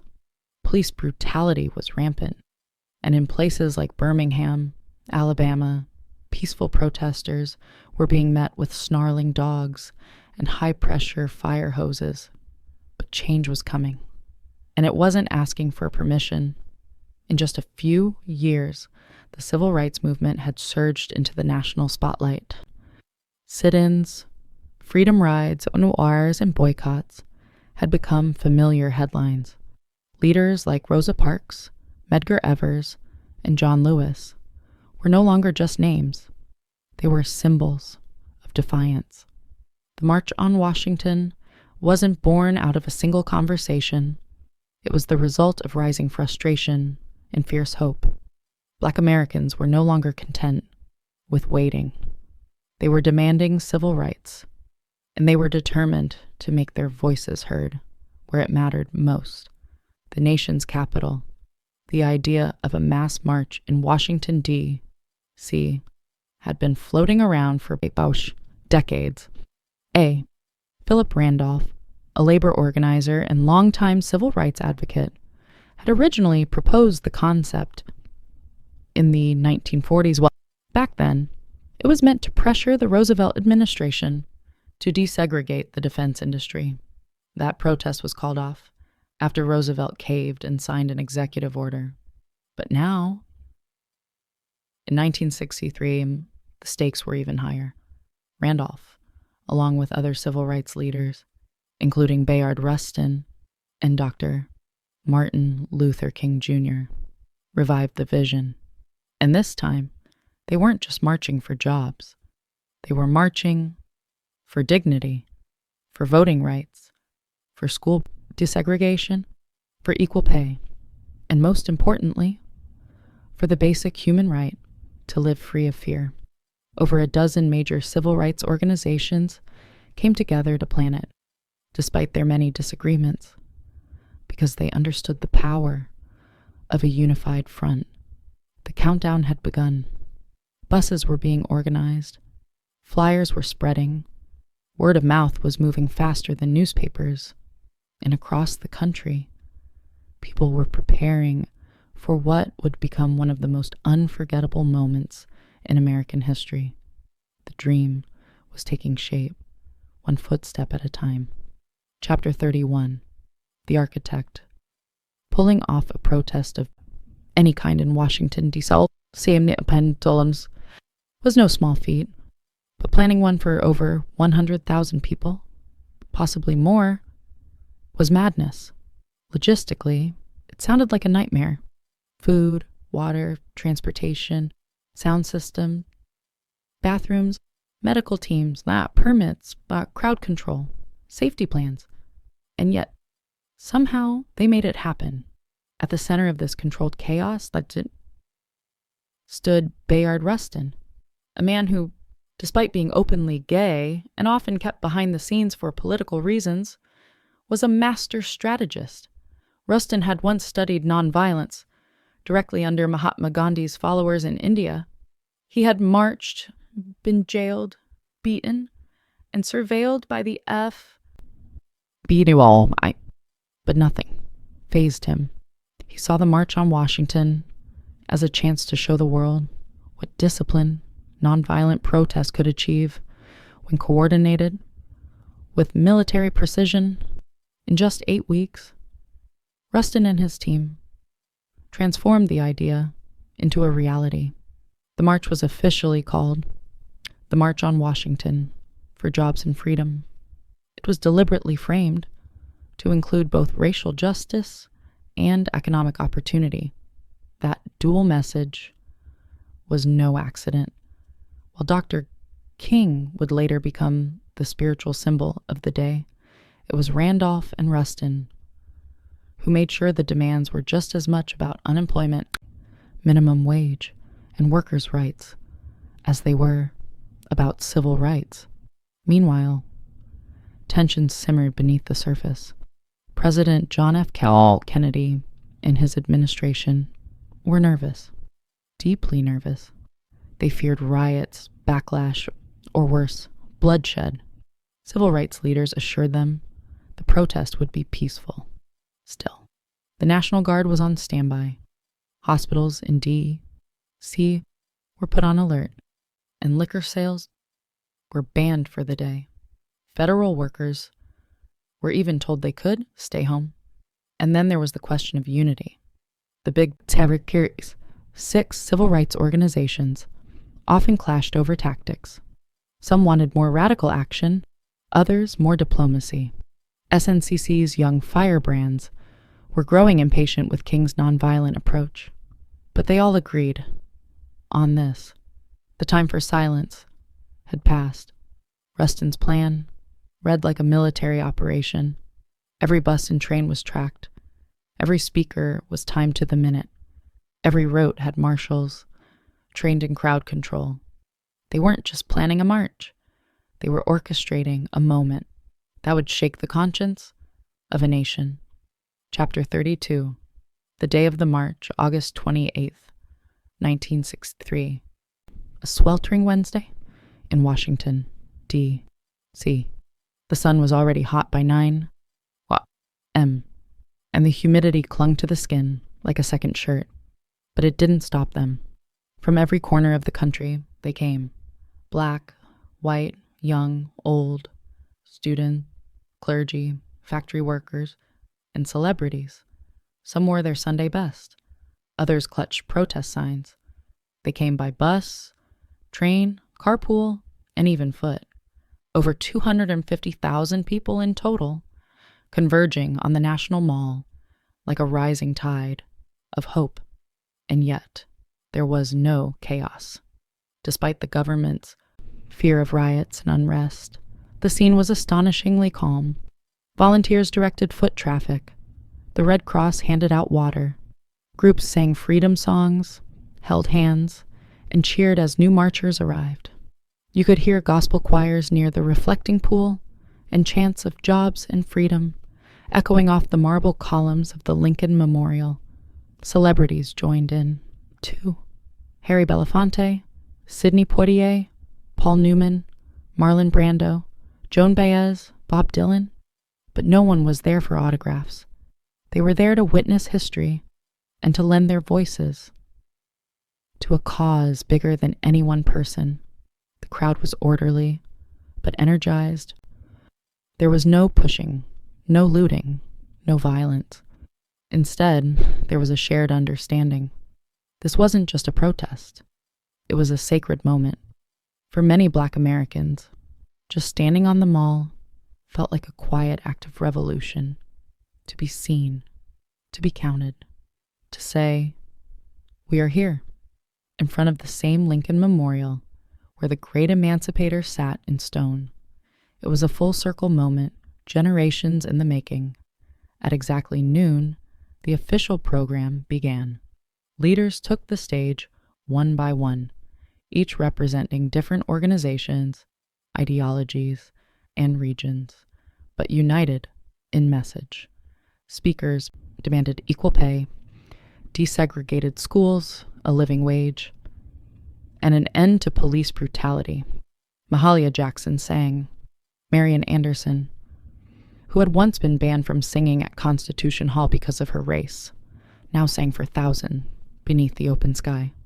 As the hours passed, the tension grew, not from unrest, but from anticipation.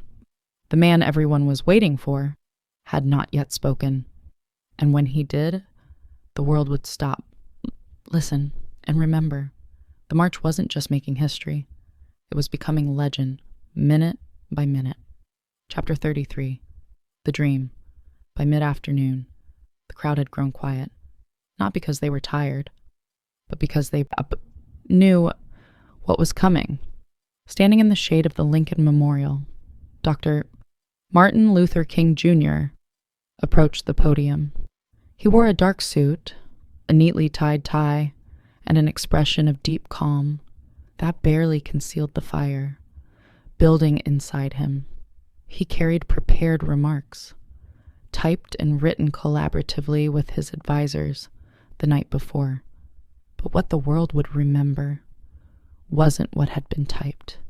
It was what came from his heart. He began with measured intensity, outlining the grim realities of segregation, police violence, and broken promises. 100 years later, he said, referring to the Emancipation Proclamation, the Negro is still not free. His voice rose and fell, like a sermon. He used repetition, rhythm, and silence, not as fillers, but as instruments.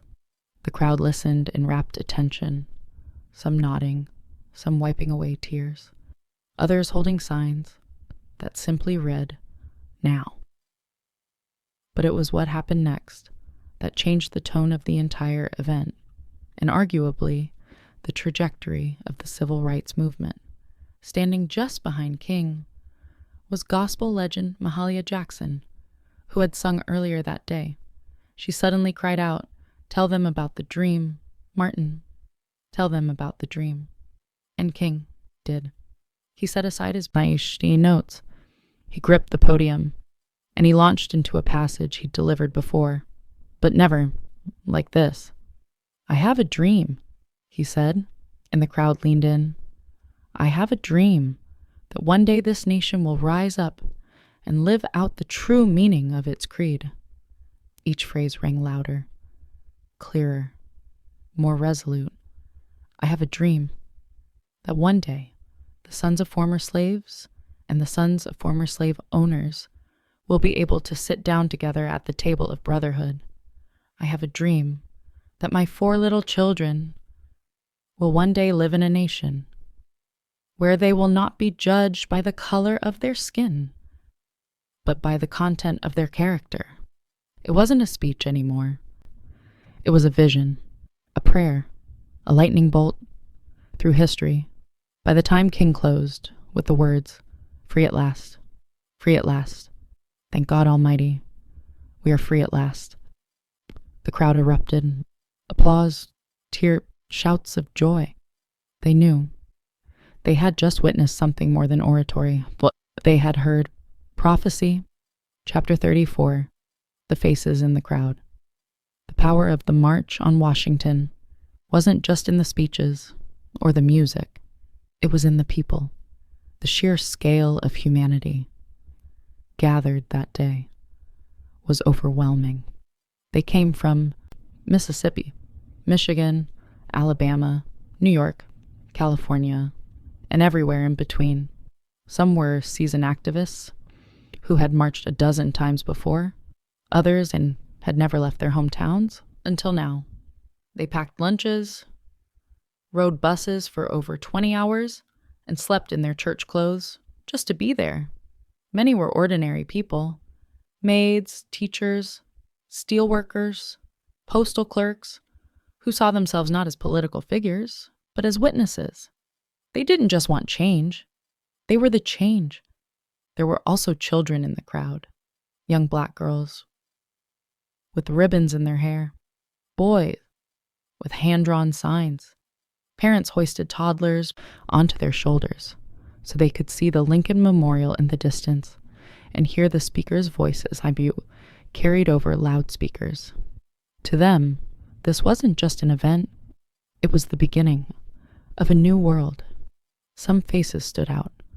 There was a young John Lewis, just 23 years old, representing the Student Nonviolent Coordinating Committee, SNCC. His original speech had been so fiery, so uncompromising, that senior leaders asked him to tone it down. Minutes before he went on stage, he agreed, but just barely. His call for radical change still shook the crowd. And then there was Daisy Bates, the only woman to speak that day, not on her own behalf, but reading a prepared statement on behalf of other civil rights women. The organizers had faced criticism for sidelining female voices. Bates's brief but powerful message underscored a harsh reality. Even within a movement about equality, some voices still struggled to be heard. Also present were union organizers, rabbis, nuns, priests, and students of every background. They didn't all agree on strategy. Some favored King's nonviolence. Others leaned toward Malcolm X's more militant posture. But for that one day, those differences didn't matter. Unity won out. It was a visual symphony of American possibility. White and black hands linked in solidarity. Freedom now? Buttons pinned to chests. And the sound of 250,000 souls breathing as one. The faces in the crowd weren't just watching history unfold. They were shaping it. And none of them would ever forget what they saw. Chapter 35, Behind the Scenes. While the world saw unity, inspiration, and poetic justice, behind the scenes, the March on Washington was anything but simple. What looked like a perfectly synchronized movement was in truth held together with string, sweat, and a lot of last-minute compromise. Bayard Rustin, the chief architect of the march, had to battle not just logistics, but politics. He was constantly under scrutiny, not just because he was openly gay and a former communist, but because some civil rights leaders feared his identity would be used to discredit the movement. That threat haunted every stage of planning. Then there was the issue of women's voices.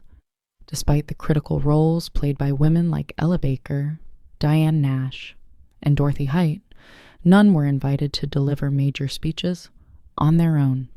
Rosa Parks was in the crowd that day, revered by all, but she was not given the microphone. Behind the powerful optics of the march lay the truth. The movement still struggled with its own hierarchies and blind spots. Even within the Big Six organizations, friction bubbled. SNCC leaders were growing increasingly disillusioned with the slow pace of change and the older generation's insistence on moderation. They wanted to confront systemic racism more aggressively, but unity was deemed too important just for one day. Meanwhile, the federal government watched with clenched teeth. J. Edgar Hoover's FBI had assigned over 100 agents to spy on organizers. They bugged hotel rooms, followed key figures, and compiled dossiers. They were convinced the march would turn violent, or that communists would hijack the event. When nothing of the sort happened, they simply doubled down on their surveillance, especially of Dr. King. And let's not forget money. The march cost over $250,000, equivalent to millions today. Most of it was raised through unions and sympathetic donors, but organizers scrambled until the final hour. They even borrowed walkie-talkies from the Boy Scouts. The March on Washington was historic, yes, but it was also deeply human, imperfect, messy, political, and unfinished. Just like the country, it sought to heal. Chapter 36. What happened next? The sun began to dip. Behind the Washington Monument, the crowds slowly dispersed. People hugged, cried, sang, and lingered as long as they could, reluctant to leave what felt like sacred ground. But the march was over. The speeches had been delivered. The signs had been raised high. The world had watched. And now the question hung heavy in the humid August air. What happens next? In the immediate days that followed, the media reaction was cautiously positive. Major newspapers acknowledged the historic nature of the event, though often with a tone of detached curiosity. Some called it orderly and dignified, which was code for no one rioted.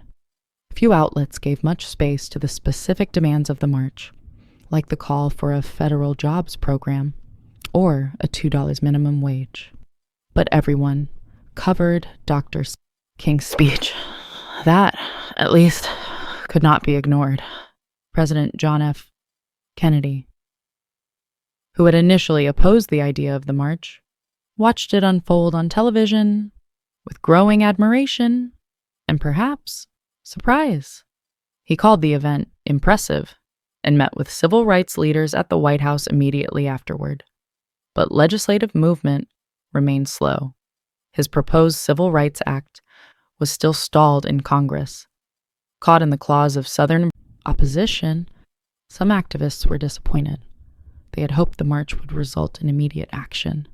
Instead, it was back to the grind, organizing, marching, resisting, and mourning those who paid the price for justice. Just weeks later, that reality hit hard. On September 15th, 1963, 4 Black girls were killed in the 16th Street Baptist Church bombing in Birmingham. The dream had been voiced, yes, but the nightmare wasn't over. Still, something had changed. The March on Washington marked a new phase in the civil rights movement. It proved that mass protest could be disciplined, powerful, and impossible to ignore. It brought together a coalition broader than ever before.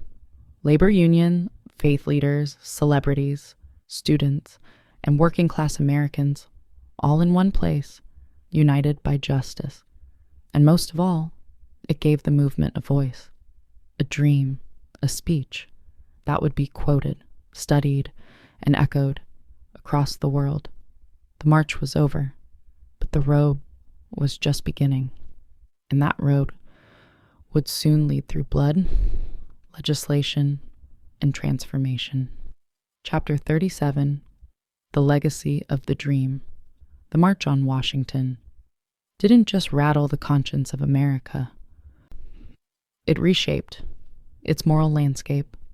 What had begun as an audacious act of protest became a cornerstone of the civil rights movement's legacy, permanently altering how Americans understood justice, democracy, and the power of collective action. In legislative terms, the march didn't yield immediate victories, but it created momentum. Less than a year later, in July 1964, President Lyndon B. Johnson signed the Civil Rights Act into law. It outlawed segregation in public places and banned employment discrimination based on race, color, religion, sex, or national origin. And in 1965, the Voting Rights Act followed, striking at the very heart of Jim Crow laws. Would these bills have passed without the march? Possibly. But would they have had the same moral force, the same undeniable public pressure? Probably not. For Martin Luther King Jr., the speech that day propelled him into a new realm. He went from respected leader to global icon. But fame came with a cost: surveillance, threats, and ultimately, assassination in 1968. The dream he spoke of on those steps would become more poignant, more tragic, and more revered with each passing year. For the broader movement, the march showed what unity could achieve. It gave organizers a blueprint for large-scale mobilization, and it inspired a generation of activists, both in the U.S. and abroad. Anti-apartheid organizers in South Africa, student protesters in Europe, and future human rights leaders across the globe would cite the March on Washington as a model. But the legacy isn't just historical. The language of the march, the idea of jobs and freedom, the image of peaceful resistance, the echoes of "I have a dream," still pulse through modern protest. From the Million Man March to Black Lives Matter rallies, echoes of 1963 reverberate with every chant and every cardboard sign. Dr. King's Memorial now stands just across the tidal basin. From the Lincoln Memorial, visitors walk past his towering likeness, carved in stone, with words from that August day etched into the granite. But the real memorial isn't in stone. It's in classrooms, voting booths, marches, and voices refusing to stay silent. Because the dream wasn't meant to rest in history books. It was meant to be lived. And the legacy of that summer afternoon still dares us to do just that. Chapter 38. The Dream Today. More than 60 years have passed since that summer afternoon when over 250,000 people stood shoulder to shoulder beneath the shadow of the Lincoln Memorial. The March on Washington has been immortalized in textbooks, documentaries, and museum exhibits. Dr. King's speech is taught in schools. His voice, steady and strong, echoes in national memory like a sacred refrain. But for many, the question remains: has the dream been realized, or has it merely been delayed? In some way, progress is undeniable. The legal framework of segregation was dismantled. Voting rights, though now under fresh assault in many states, were won through blood, marches, and court battles. The presence of black lawmakers, judges, mayors, and even a two-term U.S. president was unthinkable in 1963. Interracial marriage, once illegal in much of the country, is now protected by federal law. These are not small things. They are victories, carved out by relentless struggle. And yet, the original demands of the march, the ones often overshadowed by King's speech, still echo, unresolved. The call for a living wage, still unmet. Racial disparities in education, housing, employment, and healthcare remain entrenched. Police brutality, the very thing that sparked much of the early civil rights organizing, continues to ignite outrage and protest. The dream of true economic justice, of a country where opportunity is not predetermined by zip code or skin color, is still far from reality. Modern movements, like Black Lives Matter, have taken up the mantle, often using the imagery and rhetoric of the 1963 march as both inspiration and indictment. They march through the same cities, chant on the same streets, and demand the same basic human rights. But they do so in a world transformed by social media, surveillance, and new forms of resistance. The March on Washington was never meant to be the conclusion. It was a flashpoint, a stake in the ground that said, "This is who we are, and this is what we demand." It was a declaration, not a resolution. So the dream remains, battered, challenged, reinterpreted, but still alive.